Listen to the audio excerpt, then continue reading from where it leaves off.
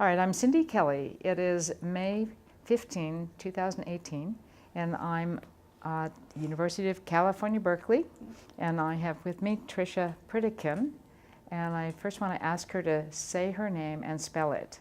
Okay, Trisha Pritikin is Trisha. Pritikin is Pritikin. So I was born and raised in Richland, Washington, the town closest to the Hanford nuclear weapons facility.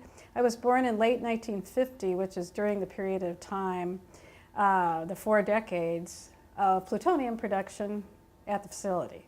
So that's relevant to the health issues that I will discuss later. But my dad worked in the 100 area, which was at the time 5 production reactors, which was expanded over the years to the early 60s to 9 production reactors, and he oversaw the function of the reactors.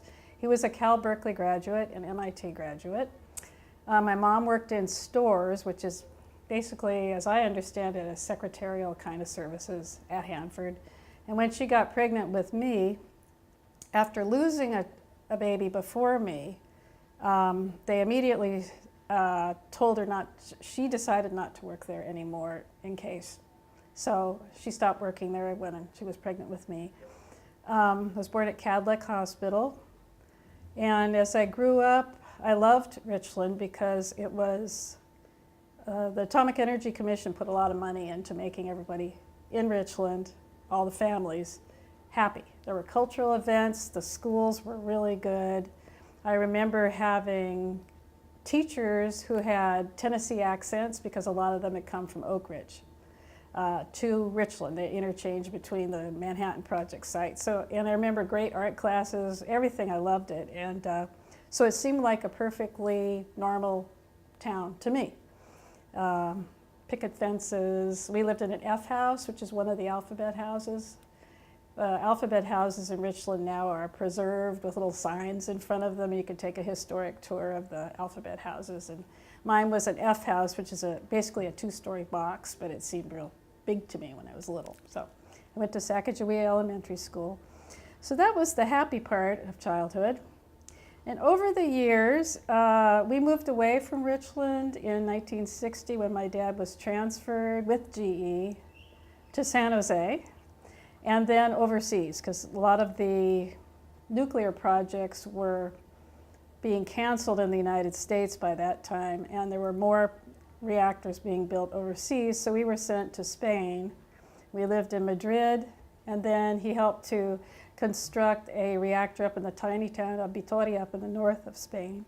And I loved that time. It was under Franco. It was a very amazing place to live under Francisco Franco, a dictatorship. And they had the Guardia Civil with guns on tops of buildings. And it was, as a young person, it was an amazing experience coming from the United States to live in a place like that. So after that, I came back. I started to have health issues at around age 18, and we didn't know what was wrong. I started to have my weight fluctuate from high to low without any changes in my diet. I would become overweight and then underweight, and I was sick. My stomach was upset, and my hair became brittle, and my period stopped, which is very upsetting to the Spanish culture to have a young girl's period stop. So I was sent to a Spanish doctor who couldn't figure out what was wrong, and finally they sent me back to the United States for health care while my family stayed in Spain. And I went to my grandmother's house in Spokane, where she lived. I can't recall exactly what happened healthcare-wise, but eventually my periods started up, but I was becoming tired. And this was about 8 years after the end of exposures at Hanford. And what I mean by that is, over the time I lived there in Richland, actually beginning in the late 1940s, Hanford began to release from chemical separations facilities on the site the byproducts of plutonium production into the air and the water without letting anyone know they were doing that. And so people downwind, people in Richland, Kennewick, and Pasco, which were the 3 cities next to Hanford, and people through a vast downwind area were exposed to airborne radioactive particles, and to the communities down the Columbia River also got a lot of radiation from the stuff dumped into the Columbia River, which went all the way down to the mouth of the Columbia, the Pacific. So the exposures to children were primarily, but not exclusively, through the milk pathway, which means when babies were fed milk or milk products, or infants had dairy products, radioiodine was contained in those products because it had come out of the chemical separations areas, gone into the air. This is I-131 primarily, but also some of the other radionuclides of radioiodine. And it deposited on the pasture grass, and the cows and goats consumed it, and it made its way into the milk supply. So that was one of the primary exposure routes for a lot of the people there in the Tri-Cities and downwind. But that milk pathway was actually known much earlier than scientists admitted it was known. There's a report by Jim Thomas, who's a researcher who worked on Hanford-related issues, that showed that the milk pathway had been understood in the late 1940s. So you have to ask yourself why the scientists were taking such a risk with the population, particularly the children, who are much more susceptible to the effects of radiation. So what I was starting to experience when I was 18 was the results of those early exposures. My thyroid was shutting down, and that's why my weight was going up and down, and my hair was becoming kinky and not kinky, and then I felt sick and I started to get tired. That's a latency period that happens before you feel these effects of exposure. And the latency period for me had been from age 10 to about 18. So 8 years after the end of my exposures, I started to get sick. But nobody knew why I was getting sick, because there wasn't any information about what had happened at Hanford until 1986. And this was like about 1968, so no one had any idea what was wrong with me. I suffered a great deal and kept getting sicker and sicker. I went to the University of Washington after first going to Whitman College in Walla Walla and then to a school in Switzerland for a year. And I was still not real sick, but not real well, but still functioning. And then I went to University of Washington. In my second year, I developed cat scratch fever, which is very rare. It makes you very sick. I had a big tumor on my neck, and when I went to the health clinic, they said that it's only in people with damaged immune systems that they see this disease, because most people can resist it. Can't figure out where I got it. Took me months to get over it. Eventually I recovered, but I was getting tireder and tireder and starting to have muscle contractions. I'd be jogging to try to get off the extra weight I was gaining from who knows why. I had no idea why I was gaining weight. And I'd be jogging and suddenly my muscles would contract, like a tetany. So all these bizarre things were happening, and the health center didn't have any idea what was wrong, because we still didn't know about the Hanford releases, had no idea. So I was cutting back on my work. I graduated in occupational therapy from University of Washington, and I was getting tireder and tireder, so I thought I'll just take a part-time job as an OT, an occupational therapist. And then I thought, well, I started working with kids with disabilities in the courts as a guardian ad litem volunteer, and I realized it would be something I'd really like to do, to work with kids with disabilities and people with disabilities. So I applied to law school, and I was accepted into Hastings here in San Francisco. And I started there, and I did okay. I was still tired, but I pushed myself really hard, and I loved what I was studying. But in the second year of law school, I was interning for NASA, NASA Ames, on a special project to put people with disabilities into space, on the space shuttle missions. And I loved this project. It was so awesome. And I was writing a law review article for it. And suddenly, I wasn't feeling really good. I really wasn't. I was tired. And so I was talking to the general counsel of Ames in our weekly meeting. I was a law clerk and we had a meeting every week. And I suddenly collapsed on the floor. It felt like a heart attack. It was just so painful. I just collapsed on the floor. I couldn't breathe. I had terrible chest pain. And so they called the ambulance and hauled me to the hospital. And the results came back negative for a heart attack, but they thought my esophagus might have contracted, which is very unusual. And the theory now is that it was because my thyroid, which had autoimmune thyroiditis, so an autoimmune process in the thyroid, was right next to the esophagus, and it had irritated the esophagus and caused this contraction. And it was so painful that I had to not go to law school classes for a while, and I was just in misery. And from then it just went downhill. I had headaches, terrible headaches, everything just sort of started falling apart, you know, as if I'd reached a tipping point. I had horrible headaches. Sometimes I went through ups and downs of autoimmune thyroiditis, which means you can go through hyperthyroidism, then hypo, then hyper, then hypo, until your thyroid finally just dies. You know, apparently the I-131 had killed the thyroid through an autoimmune process. So I'd get panic attacks sitting in class, and I'd start sweating. And you know, this is typical of hyperthyroidism. I'd start sweating and shaking, and I wouldn't know what was wrong with me. And I'd have to go out of the class, which means I had to miss part of the lecture and get up, and the professor would be looking at me, "What's wrong with you?" And then this terrible pressure in my head. So I went to a couple of physicians and the law school medical clinic, and no one knew what was wrong with me. They tested me for diabetes and some other things, lupus, MS, nothing. Because we still didn't know what had happened at Hanford. Had the Department of Energy released this information earlier, it would have certainly helped a lot of us. So I was getting sicker and sicker, but I'm very determined as an individual, and I wasn't about to quit law school. So I kept going. I reduced my course load a little and took a class in the summer. I made it through. Hard to believe at this point, but I did make it through, even though my memory had been impaired as well. It's called, I can't remember the term for it, but if you look up, people who are supremely hypothyroid have some memory issues.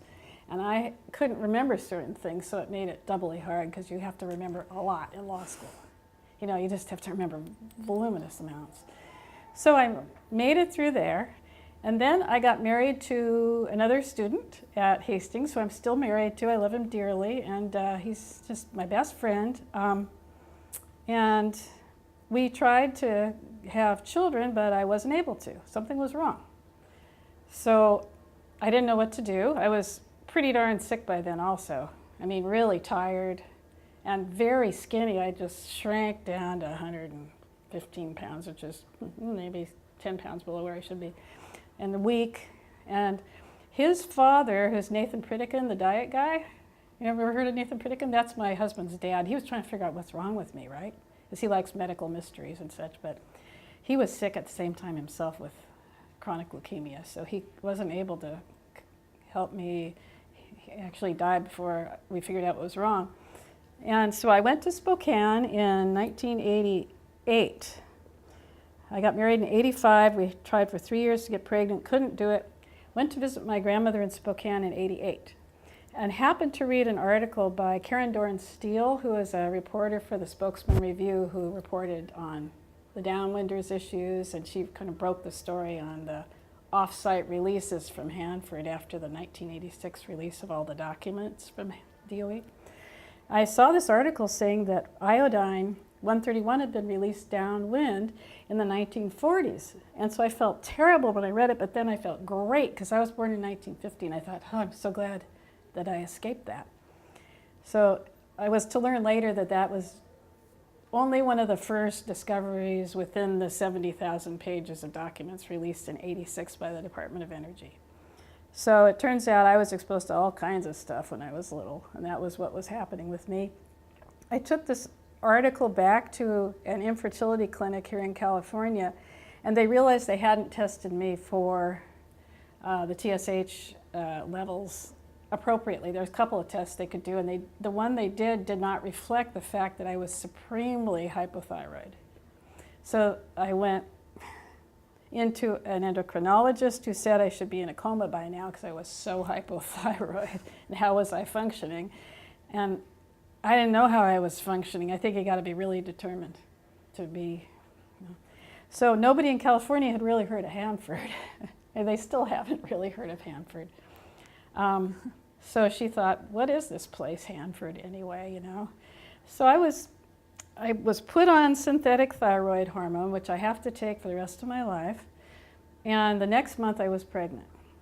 Meantime, I went over to UCSF, University of California, San Francisco Medical Library, to look up, whether somebody exposed to radioiodine can pass on issues to their kids, and all there was there really was the lifespan study, which used to be called the Atomic Bomb Casualty Commission study on survivors of Hiroshima and Nagasaki. It said, don't worry, it's okay. So I'm like, okay, then I'm not going to worry about this pregnancy. Went on to have a full-term pregnancy, which is great. My daughter's 28 now. And then I decided to organize a meeting here in California, the first one ever held for Hanford Downwinders, who might be here, because a lot of people who used to live there have moved elsewhere. And about 100 people came. It was a big meeting. John Goffman came, who's a really renowned scientist who's now passed away, who used to work at Lawrence Livermore Lab and helped to extract the first plutonium here at Cal Berkeley. So he came, and it was covered by the national media. And the stories of people who came were heartbreaking. I mean, one after the other, people would say something like my experience, or they'd say, there's this other cancer I have in addition to thyroid cancer, or I have autoimmune problems, and I don't know whether they could have been caused by Hanford or not. Where can we get answers? So Tom Folds came out of his own pocket. We asked him to come. He is the attorney who represented a lot of the Downwinders. And he talked to us, and it was the first time we'd had anyone sympathetic listening to us. And he told us about all the revelations of the 70,000 pages of documents released in 1986 in response to Freedom of Information Act requests and just public concern over Hanford. So later, many of us signed on to the litigation, Hanford litigation, and were represented by Tom. He was one of the first attorneys to file in that action. So, but some people had leukemias, some people had thyroid cancer, there's lymphomas, bladder cancer, breast cancers. So we had a lot of different issues, but we didn't have answers. And as we went on to the litigation, there were 5,000 plaintiffs originally. That's more than there were in the Nevada test site litigation, which was Allen v. U.S. So this is In re Hanford Nuclear Reservation litigation, filed I think in 1991, the first cases. It was consolidated, and eventually the number of plaintiffs was reduced because not everyone actually had a disease. They were just worried that they were going to get sick. But as the time went on, our attorneys realized that typical of these, they're called toxic tort cases.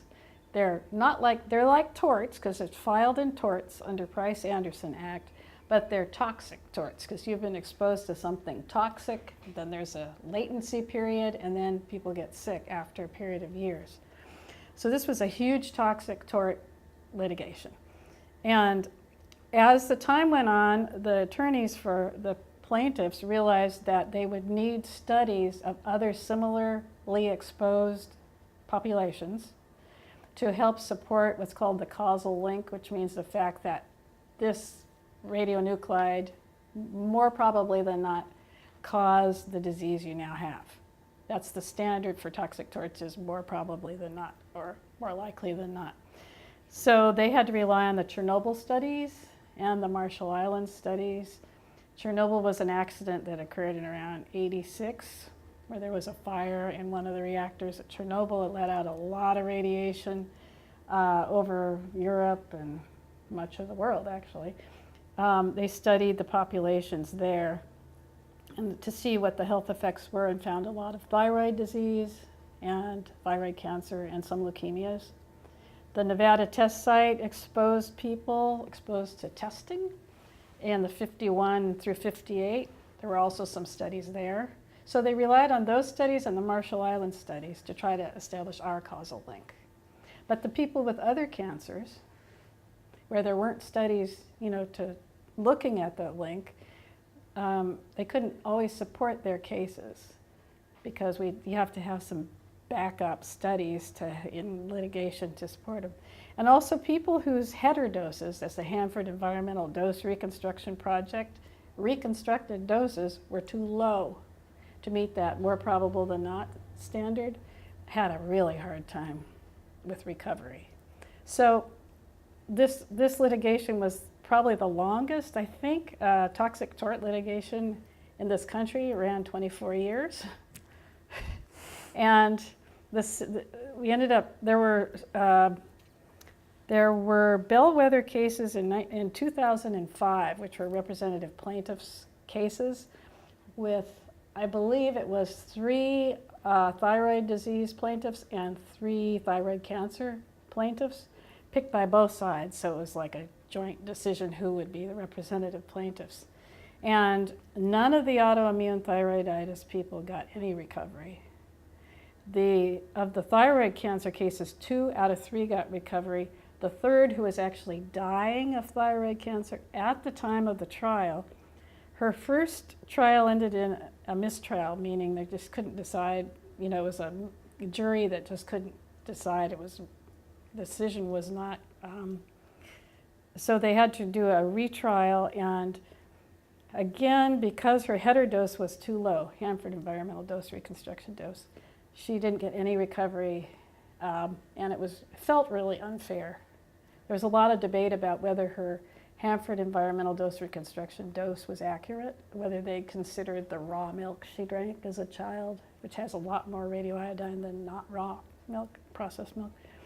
So in the end, I think the feeling was that this was, I think, one of the first cases filed under Price-Anderson using the public liability cause of action, which was created right before the case was filed. It's a new way of suing if you're an injured person.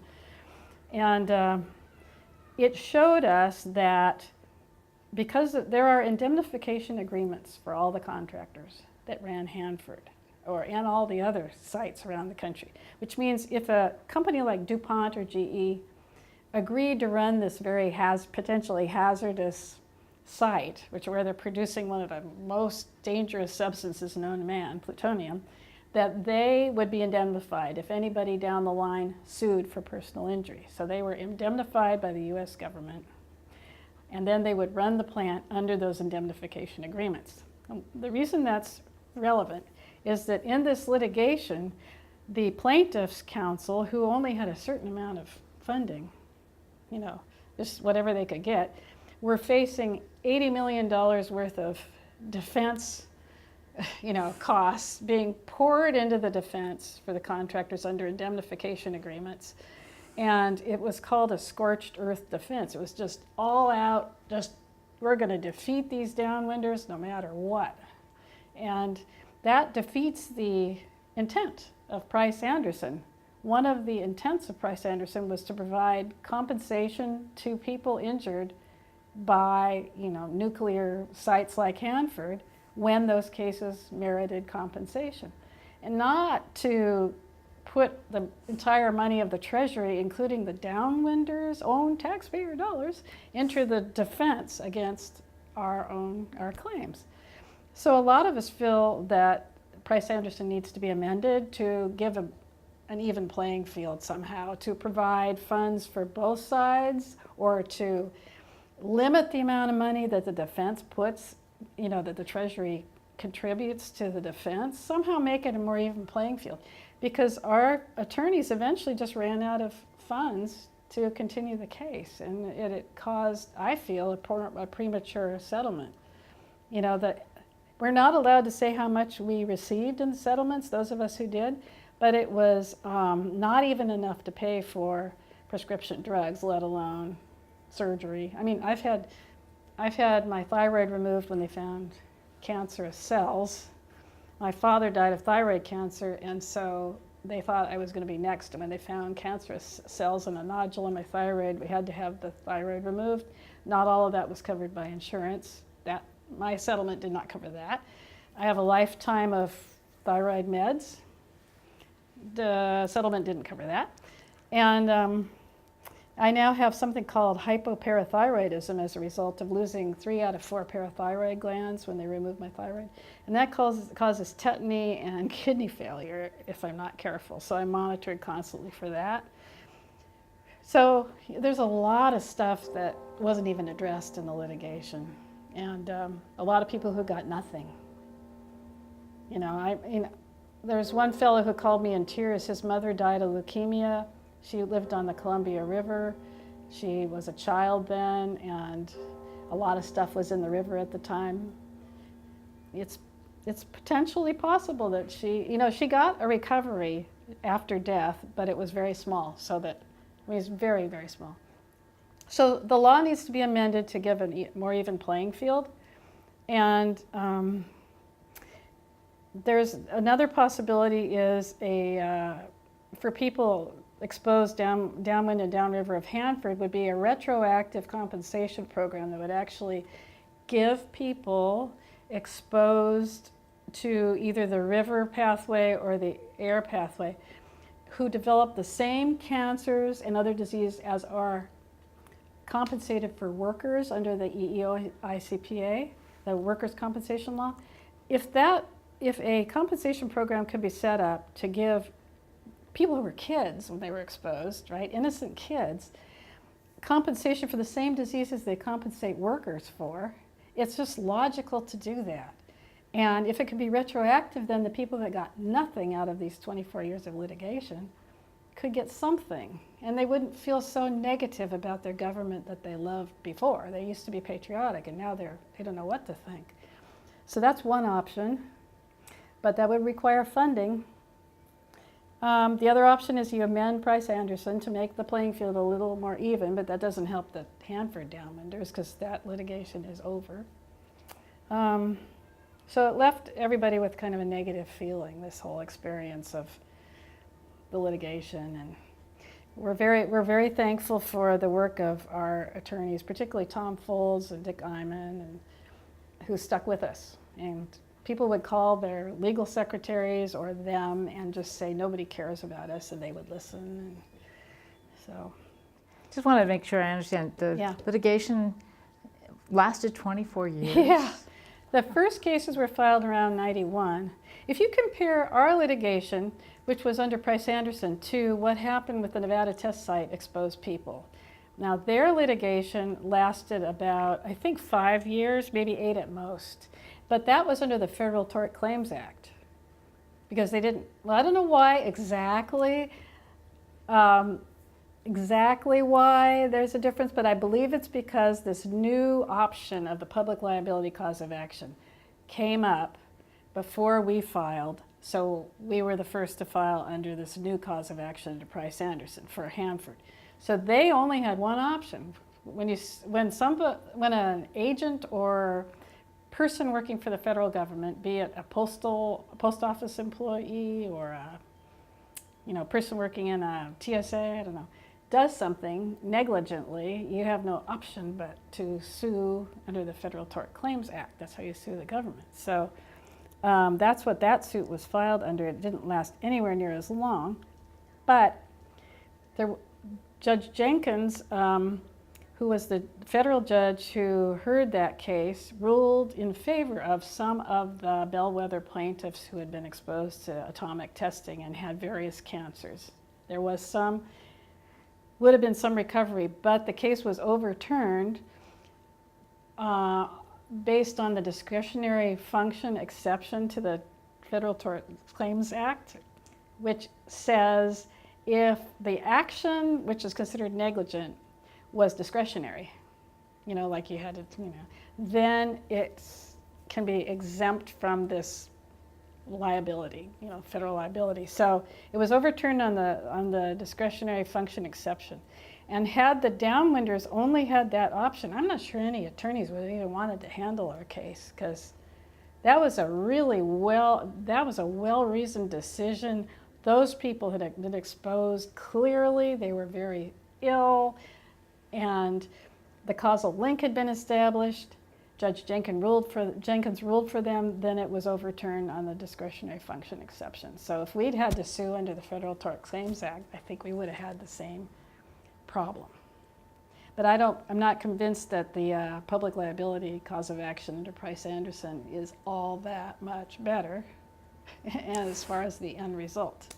So anyway, it was a long thing. A lot of people died during the litigation or gave up. The one lady committed suicide because she couldn't wait any longer, left a note saying, "I can't wait any longer. This litigation's gone way too long." One of the Downwinders committed suicide. So that's not justice. That's not what Price-Anderson intended. They intended efficient compensation for those who merited compensation after exposure, from a nuclear incident. So Price-Anderson's intent was not fulfilled by this litigation. When the litigation was settled in 2015, I knew that if I didn't act quickly, I wouldn't be able to contact a lot of these plaintiffs, other than, because the records would be shredded. So when the law offices were closing down, I approached two of the attorneys, Tom Folds and Dick Iman, and I said, would it be possible for you to send a note to the plaintiffs who are settling and ask if they'd like to participate in a project where I interview, do an oral history?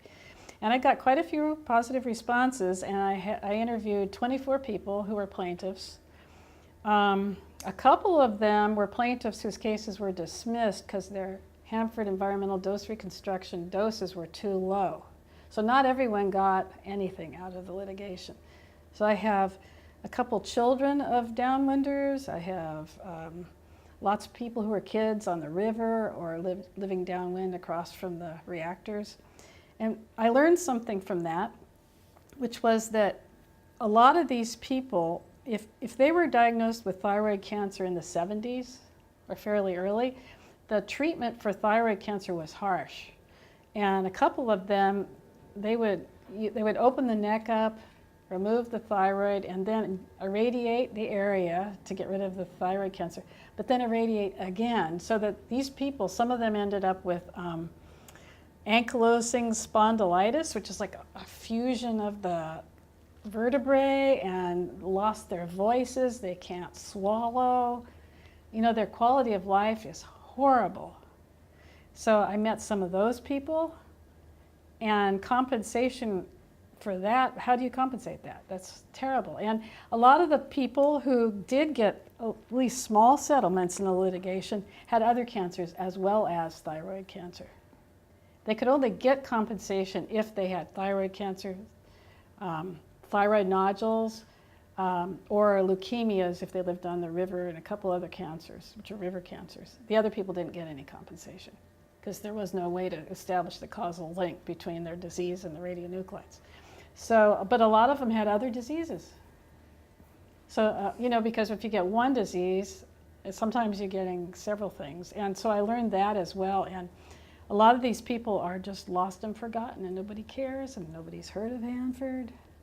So I put these stories together, and it's going to be published soon. And I want to give people a chance to at least tell their stories in bookstores and have someone listen to them for once. I wish our government would apologize for what happened. And just the fact that you guys are collecting these stories gives me a lot of thanks and hope. I'd love to have more people like me share their stories so that the public understands what happened. Downwind of Hanford, or downwind of the Nevada test site, and some of the other Manhattan Project sites, because I'm not the only one who's gone through this.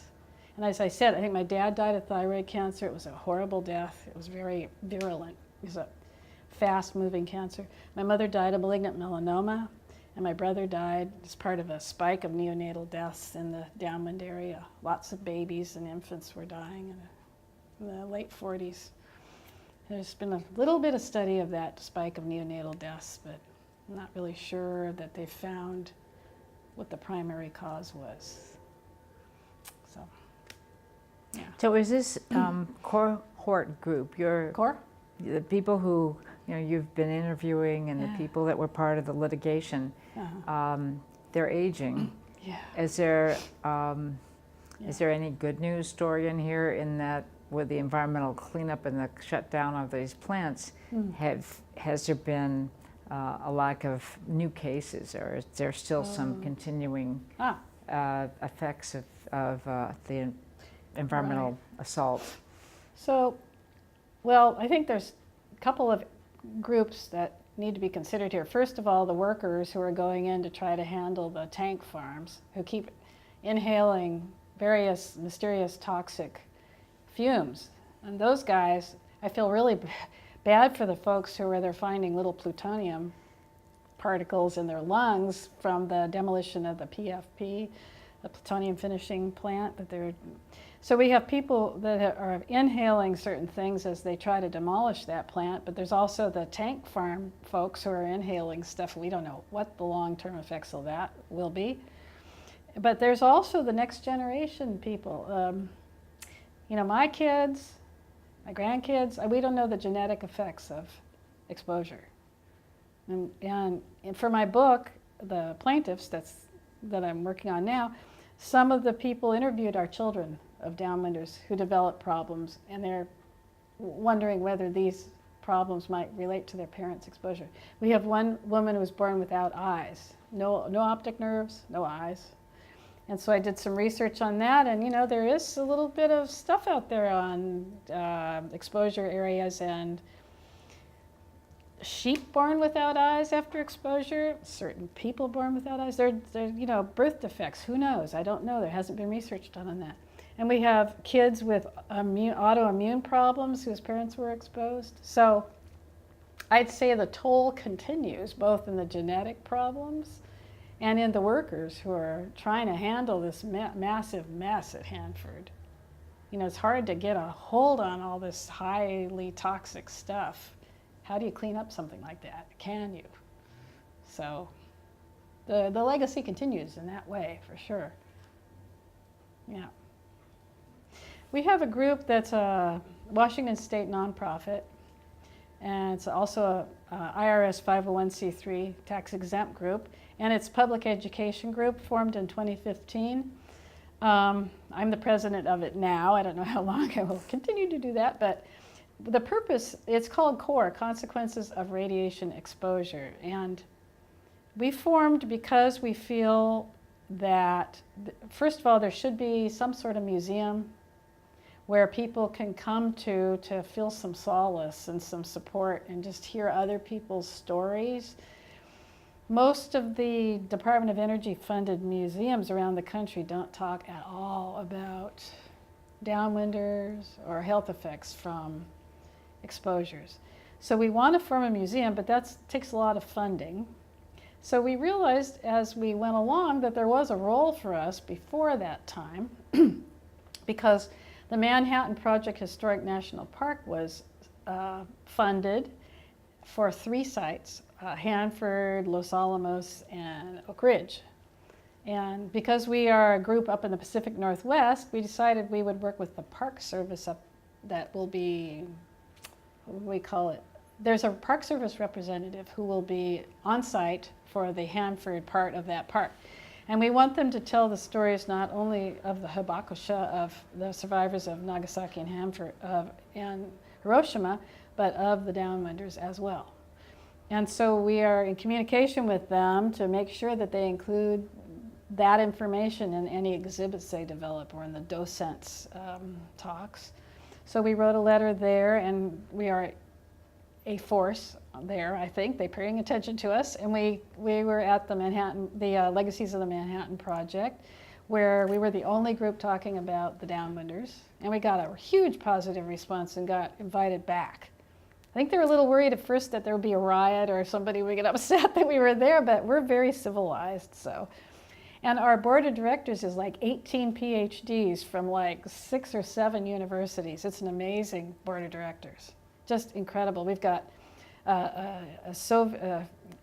Russian dose assessment person. We have a couple of people in Asian studies. We have people in museum studies, anthropology, social, political science. We have an attorney who used to represent the Downwinders. We have a law clerk that used to work with the attorneys. We have 2 of us who are Downwinders. It's just such an interesting group. And we're going to meet in Cedar City, Utah next to try to help the Nevada Test Site people influence I think it's called the National Testing Museum in Las Vegas, to include the stories of the Downwinders. It's very similar to what we're doing with the Manhattan Project Park. But we're very reasonable and calm and logical, and that's important. That's what we're trying to do, and we're just moving along slowly, trying to influence things. So, yeah. I want to talk about an issue that's really important to me and a lot of other people, which is that nuclear workers under the Energy Employees Occupational Illness Compensation Program Act, or the EEOICPA, which is a mouthful, some workers, not all, but some workers receive compensation and health care if they have one of the diseases on this list that's recognized as radiation related. That list is quite similar to the list under RECA, Radiation Exposure Compensation Act, which allows some Downwinders in some geographic areas from the Nevada Test Site to receive compensation. I feel that kids who are, infants and children exposed downwind of Hanford who develop any of those diseases on the recognized lists should also be eligible for compensation and health care, because think of the moral issues here. You have kids who did not give consent to be exposed and were not in a contractual relation to work at Hanford, yet they get nothing, versus workers who knew they were entering into some kind of a risky work, although they may not have known the full extent of the risk, can get compensation and health care. There's something wrong with this picture. So I would it makes so much sense to me and many others that people who grew up downwind of Hanford who have any of the diseases on that recognized list should receive at least health care and possibly some compensation for those diseases. That's important to me, and it's logical. And also it's the same framework as RECA, the Radiation Exposure Compensation Act. The list of diseases that are radiation related should be applied to the population downwind of Hanford and downwind of the other former Manhattan Project sites where radiation was airborne, radiation was released. So I just wanted to make that comment.